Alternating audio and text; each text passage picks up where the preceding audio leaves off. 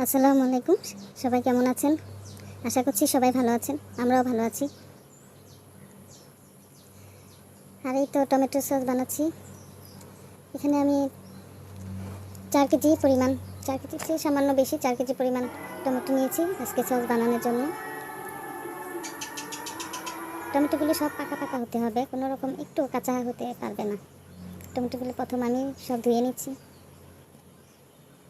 ধুয়ে সবগুলো কেটে নিয়েছি। একটা টমেটো 4 টুকরা করেছি, আর বোটার অংশটা একটু ডিপ করে কেটে ফেলে দিয়েছি। এই যে একটু ডিপ করে কেটে ফেলে দিয়েছি, কারণ বোটার মধ্যে ফাঙ্গাস থাকে।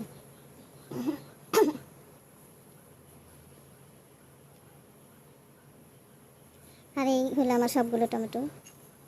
আর টমেটোর সাথে আমি রসুনের কোয়া দিয়ে দিলাম, আর দিয়েছি লবণ। এখন সিদ্ধ চড়াই দিব।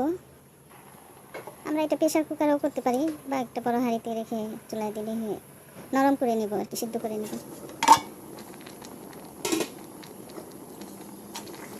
আর কোনো রকম পানি দিইনি, পানির প্রয়োজন হয় না, এই যে টমেটো থেকেই পানি উঠে যাচ্ছে। আর টমেটোর যে পানি ওঠে সেগুলিতে সিদ্ধ করলে ভালো হয়, পানি দেওয়া লাগবে না। যে কত পানি উঠে গেছে, নিজেদের পানি দিয়েই সিদ্ধ হয়ে যাচ্ছে। প্রথমে আমি আগুনটা একটু বেশি রাখবো, মিডিয়ামের চেয়ে সামান্য বেশি, তারপরে মিডিয়ামে দিয়ে ভালো করে টমেটোটা সিদ্ধ করে নিব। আগুনটা মিডিয়াম আগুন দিয়ে ভালো করে সিদ্ধ করব।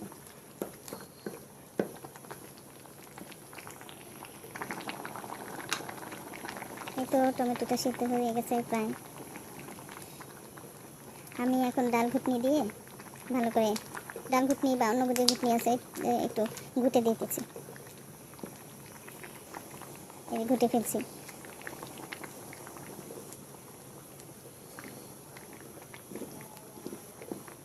এক হাতে মোবাইল আর এক হাতে এই জন্য ঘুরটার দৃশ্যটা দেখাতে পারলাম না। এখন টমেটোটা একটু ঠান্ডা হয়ে আসলে ব্লেন্ডারে ব্লেন্ড করে নিতেছি। ব্লেন্ড করে নিলে ভালো হয়, মানে একটু আরও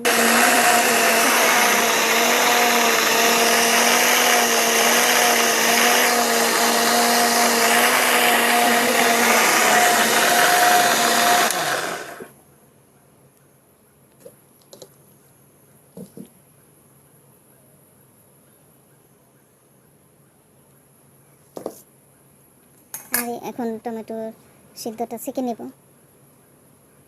যাতে শীত মানে দানাগুলো, টমেটোর দানাগুলো, চোকলা যা ওয়েস্টেজ থাকে এগুলি থেকে টমেটো কাঠটা আলাদা হয়ে যায়, আলাদা করে নিতেছি।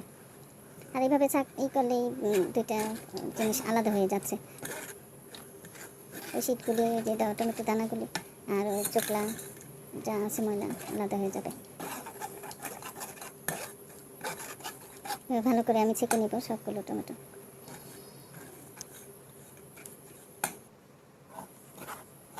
আর এইভাবে নাড়লেই সব পড়ে যায়। আর আমরা যখন টমেটোটা নিব তখন একটু দেখেই নিব যে এই টমেটোটার ভিতরে একটু পুরুত্ব বেশি থাকে, সেই টমেটোটা নিব। এটা এরকম কাঠগুলি একটু বেশি পাওয়া যায়, আর যেগুলি পানি থাকে, চোকলাটা পাতলা থাকে, ওটা না নেওয়াই বেটার। আর এই যে এই ময়লা বের হলো, টমেটোর বিচিগুলি আর ওই চোকলাটা আলাদা হয়ে গেল। এভাবে আমি সবগুলো টমেটো ছেঁকে নিয়েছি।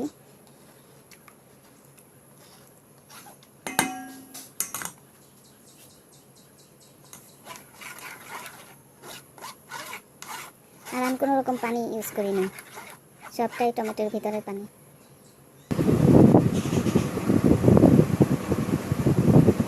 অনেকগুলো এই যে ময়লা বের হয়েছে, অনেকগুলো ময়লাই বের হয়েছে। আর এই তো আমার মানে ফ্রেশ টমেটো জুসটা।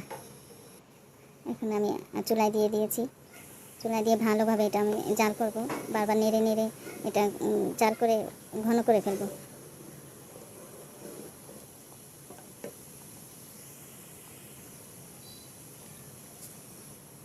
এই তো লবণ দিয়ে দিতেছি, লবণটা বুঝে দিতে হবে, যখন সিদ্ধ করেছি তখনও লবণ দিয়েছি, এখন দেখে আবার আরেকটু যতটুকু লাগবে লবণ দিয়ে দিব। আর এই শুকনা মরিচ, যে যেরকম ঝাল খাবে ওই পরিমাণ একটু শুকনা মরিচ দিয়ে দিলেই হয়। শুকনা মরিচ গুঁড়াটা, পাউডার, শুকনা মরিচ পাউডারটা দিয়ে দিলাম।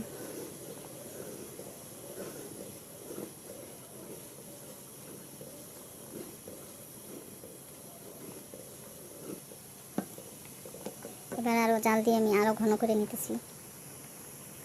আর এখানে আমি কোনো রকম কালার ইউজ করিনি, এই যে জাল পেয়ে নিজে থেকেই কালার, কারণ টমেটোগুলো সব আমার পাকা পাকা ছিল। আর তারপরে চিনি দিয়ে দিতেছি।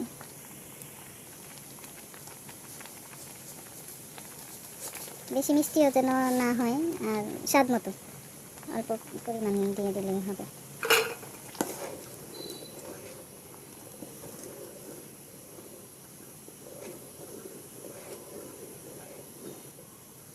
সব কিছু ঠিক থাকলে ভালোই সস হয়। এই যে ফেটে ফেটে যাচ্ছে, এখনও ঘনত্ব পুরুত্ব হয়নি, এই যে ধরে এই যে ফেটে যাচ্ছে, মানে এখনও পানি আছে প্রচুর। এভাবে ধরলে বোঝা যায় যে কীরকম হয়। আর এর জন্য আমি একটু কর্নফ্লাওয়ার দিয়ে দিব ঘনত্বের জন্য। এখানে আমার প্রায় 4 কেজি টমেটোর সস, তো আমি এখানে 3 টেবিল চামচ কর্নফ্লাওয়ার দিলাম। আর কর্নফ্লাওয়ারটা আমি সাদা সিরকা দিয়ে গোলায় নেব, পানি ইউজ করবো না। সিরকা দিয়ে ভালো করে গোলায় নিতেছে। এখানে হাফ কাপ পরিমাণ সিরকা দিয়েছি। হাফ কাপ পরিমাণ সিরকা দিয়ে কর্নফ্লাওয়ারটা ভালোভাবে গোলায় আমি দিয়ে দিব।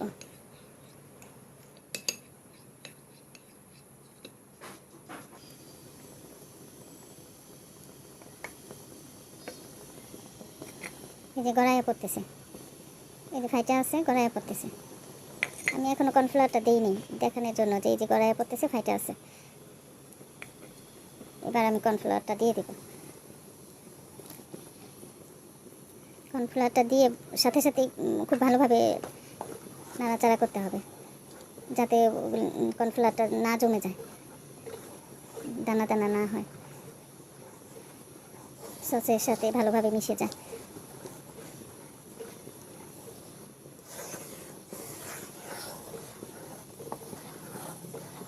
কালারটা আমার খুবই ভালো আসছে।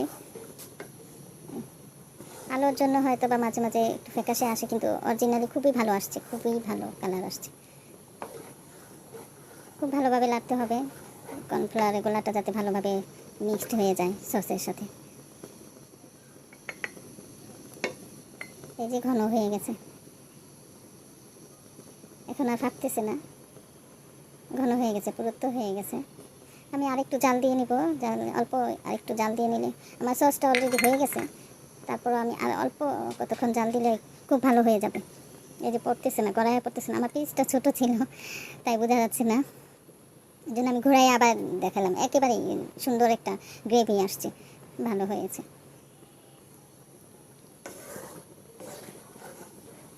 এভাবে বাসায় সস বানায় নিলে ভালোই হয়। আর নিজের বানানো বলে কথা, অনেকই ভালো হয়। রেশিও সব ঠিক থাকলে সস খুবই ভালো হয়, সারা বছর রেখেই খাওয়া যায়, কোনো রকম নষ্ট হয় না। আর এই সোডিয়াম বেনজোয়েট যেটা দিলে সারা বছর এই সস নষ্ট হয় না। এখানে আমি 1 চা চামচের 4 ভাগের 1 ভাগ দিলাম। এটা বেশি দেওয়া যাবে না, অল্পতেই হয়ে যায়। আর এটা একটু অল্প পানিতে 1 টেবিল চামচ পানিতে গোলায় নিব। সোডিয়াম বেনজোয়েটটা হলো ফাঙ্গাস পড়তে দেয় না, এটা শরীরের জন্য কোনো ক্ষতিকারক না। এটা এই সস আচার এগুলিতে ইউজ করার জন্য, এটা ফাঙ্গাস পড়বে না। খাবার জাতীয় এই সস আচার জাতীয় খাবারের ফাঙ্গাস না পড়ার জন্য এটাতে। আমি এখানে 4 কেজি পরিমাণ টমেটোর জন্য আমি 1 চা চামচের 3 ভাগের 1 ভাগ দিয়েছি। আর এটা আমি চুলা থেকে নামানোর পরে দিব, আগুনের মধ্যে না। এবার মিশিয়ে দিতেছি ভালোভাবে। এটা চুলা থাকা অবস্থায় দেওয়া যাবে না, চুলা থেকে নামানোর পরে দিতে হবে। আর এই সাদা সিরকাটাই আমি ইউজ করেছি। আমার সস অলরেডি কমপ্লিট। আর একটু ঠান্ডা হয়ে আসলে আমি এইভাবে বয়মে ঢুকাই নিতেছি। অল্প ঠান্ডা হয়ে আসলে, মানে অল্প গরম অবস্থায় ঢুকাইতে হবে। এই যে ঢুকাইতেছি, যে বাষ্প হচ্ছে বোতলের গায়ে আমার, বাষ্প হচ্ছে, মানে অনেক গরম হতে পারবে না, আবার পুরা ঠান্ডা হওয়া যাবে না। এর মধ্যেই আমাদের স্টোর করে ফেলতে হবে, মানে বয়মে ভরিয়ে ফেলতে হবে। বোতলে বয়মে যেটাই আমরা রাখি, কাঁচের জিনিসে রাখলে বেটার, ভালো হয়।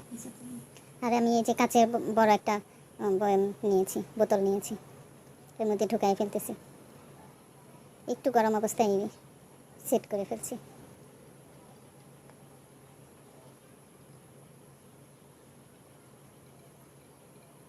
আর এইভাবে করলে সারা বছর সসটায় কোনো রকম ফাঙ্গাস হবে না। আর এমনিতেও আমরা বাজার থেকে যে সসটা কিনি সেই সসও আমরা বাসায় ইনটেকটা খোলার পরে আমরা একটু সংরক্ষণ করেই রাখি, যেখানে সেখানে ফালায় রাখলে তো ফাঙ্গাসই পড়বে। ফ্রিজে রাখি বা ভালোভাবে রাখি, ঢাকনাটা ভালোভাবে ঢেকে রাখি। ঢাকনাটা খোলা রাখলে তো বাতাস সংস্পর্শে এসে এটা ফাঙ্গাস পড়বে। ঢাকনাটা ভালোভাবে ঢেকে রাখি বা ভালো জায়গায় রাখি, ওরকমই ঘরে বানানোটাও ভালোভাবে রাখতে হবে, তাহলেই ভালো থাকবে। আর এই যে আমার সম্পূর্ণ সসটা খুবই ভালো হয়েছে আমার সস। আর এইভাবে ঠিকঠাক বানাইতে পারলে সসটা খুবই ভালো হয়, রেশিওটা ঠিক থাকলেই হয়। আর 4 কেজি থেকে এরকম আমার 2টা বোতল ভরা, পুরোপুরি ভরে গেছে। আর আমার ভিডিওটা ভালো লাগলে লাইক করবেন, লাইক দিবেন, শেয়ার করবেন, আর কোনো কিছু মনে হলে কমেন্টও করবেন। এই যে এরকম টসটসা টমেটো নিলে খুবই ভালো হয়, যেগুলির ভিতরে মানে খুব পুরুত্ব থাকে। এই টমেটোগুলি নিলে খুব ভালো হয়, যেগুলি মানে সসটা খুবই ভালো হয়, কালারটাও ভালো আসে, আর কোনো রকম কালার ইউজ করতে হয় না। আর নিজের হাতে এরকম বানায় সারা বছরের জন্য সংরক্ষণ করে খাইলে খুবই ভালো হয়, বা কিছুদিনের জন্য সংরক্ষণ করা যায়, মানে অল্প অল্প করেও করে নেওয়া যায়। আমি একবারে বেশি করেছি, আপনারা অল্প করেও করতে পারবেন। আজকে এই পর্যন্ত, আল্লাহ হাফিজ।